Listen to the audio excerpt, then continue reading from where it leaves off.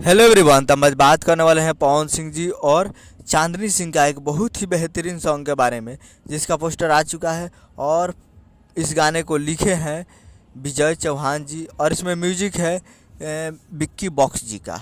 और इसे गाए हैं पवन सिंह जी और शिल्पी राज जी, जो कि आपको स्क्रीन के ऊपर दिखाई दे रहा है। जिस सॉन्ग का टाइटल रखा गया मोह के दिखा देम, जिसका टाइटल है मोह के दिखा देम। और वीडियो में आपको दिखेंगे पवन सिंह जी और चांदनी सिंह जी, फिट में है चांदनी सिंह जी। और ये बहुत ही बेहतरीन सॉन्ग होने वाला है और ये रिलीज़ किया जा रहा है आपको नवरात्रि के बाद। जी हाँ, नवरात्रि के बाद इस गाने को रिलीज़ किया जा रहा है। अभी फ़िलहाल इसको रिलीज़ नहीं किया जाएगा।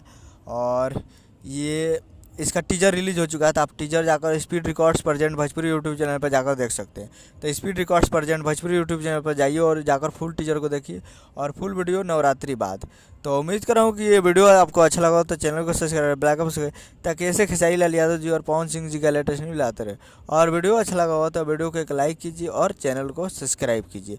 तो मिलते हैं अगले वीडियो में, तब तक के लिए जय हिंद जय भोजपुरी।